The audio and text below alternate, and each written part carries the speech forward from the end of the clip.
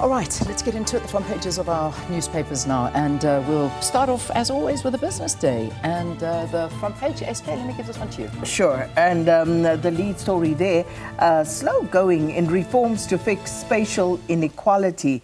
Now, Operation Vulindlela struggles with apartheid legacy. About 80% of the reforms outlined in the second phase of Operation Vulindlela to address South Africa's spatial inequality are either delayed or off track, underscoring the Herculean task of tackling and the lingering legacy of apartheid.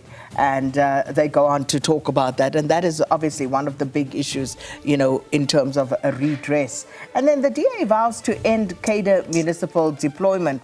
The DA has promised to overhaul municipal management, ring-fence water and electricity revenue, and boost the role of the private sector as it steps up its campaign before the November 4 local government elections. Some of the other stories there at the bottom. SARS climbs down to 10 billion APA cutoff. Also, state defense drug procurement amid job cuts row. The Department of Health has defended its public procurement processes and accused the Pharmaceutical Industry Association of misleading Parliament about the reasons behind the sector's recent job losses. And also just on top there, rivalry, gritty victory sharpens box for All Blacks. And also climate, a court battle over coal future. And Ukraine, Russia, the civilian deaths mount after a drone strike. And MTN Uganda rebounds despite election disruptions.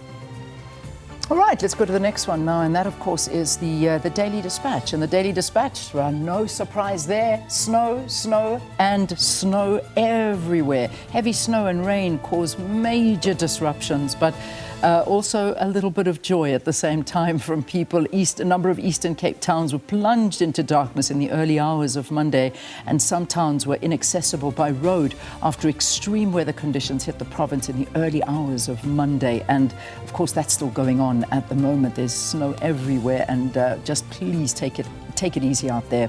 Many problems remain 41 years after Duncan Village massacre. That's according to the residents. And this is a story about 41 years after apartheid, security forces killed protesters in Duncan Village. Residents say the township is still battling many of the problems they believe the liberation struggle was meant to overcome, and they go into detail over there.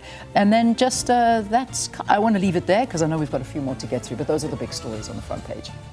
Let's move to the Witness. Now, again, a nice picture there on the front page. Warning issued as heavy snowfall brings roads to a standstill, and showing pictures there of people, of course, enjoying the snow. But the lead story, Mkondeni License Centre delays crush young job seekers' hopes.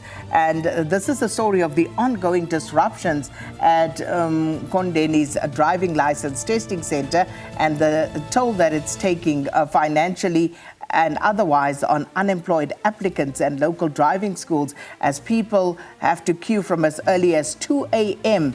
and being repeatedly turned away. Then there's a story there at the bottom, sex doll mistaken for a murder victim.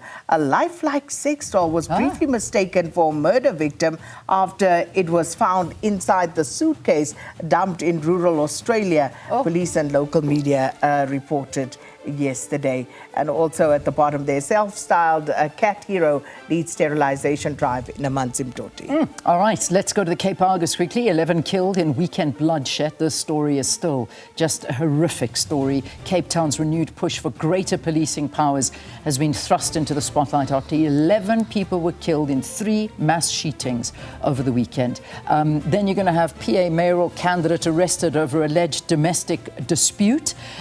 Infant immunisation at just 67.4%, far below the 90% target. And the photograph there, Total Sports 10-kilometre women's race in Cape Town began on Darling Street, finished in the Grand Parade, and they're showing us the highlight from there. The next paper, of course, is the Sowetan, and we'll let you have a look at this front page with, again, more snow pictures and some other articles that are doing the rounds there.